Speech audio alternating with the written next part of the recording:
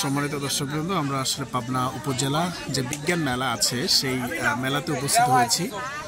তো আজকে আমরা আমাদের পাবনা জেলার একটা অন্যতম মাদ্রাসা দারুল উলুম মার্কাজিয়া দাখিল মাদ্রাসার ছাত্র ছাত্রীরা এই বিজ্ঞান মেলায় অংশগ্রহণ করেছে এবং তাদের যে প্রজেক্ট আছে সেই প্রজেক্টের বিস্তারিত তুলে ধরবো আপনাদের সামনে। চলে যাচ্ছে আমাদের সেই তরুণী ছাত্রীর কাছে। আচ্ছা, তোমরা এই প্রজেক্ট তৈরি করেছো না? আচ্ছা, এই প্রজেক্টটা কি এক্সপ্লেইন করতে পারবা? হ্যাঁ, একটু বলো তো কি সেটা। আসসালামু আলাইকুম। আমরা দারুল উলুম মার্কাজিয়া দাখিল মাদ্রাসার 8ম শ্রেণীর ছাত্রীরা মিলে এই প্রজেক্টটা তৈরি করছি। এই প্রজেক্টটার নাম হচ্ছে কি সোলার ইরিগেশন মডেল।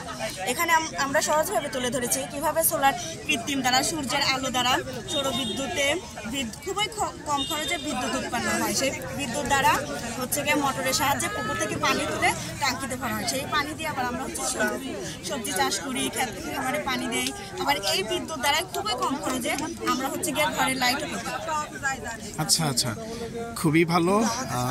তো বুঝতেই পারছেন যে আমাদের দারুল উলুম মার্কাজিয়া দাখিল মাদ্রাসার ছাত্রছাত্রীরা মিলে যে প্ল্যানটা করেছে অবশ্যই এটা প্রশংসার দাবিদার। আর এতে যদি সরকার এবং আরও যারা উচ্চপদস্থ কর্মচারীরা আছে তারা যদি শিক্ষা ব্যবস্থায় হস্তক্ষেপ করেন তাহলে আমার মনে হয় আমাদের দেশে অনেক বড় বড় বিজ্ঞানী তৈরি হয়ে যাবে, যার ফলে আমাদের দেশটা খুব সহজেই উন্নতির উচ্চ শিখরে পৌঁছে যাবে।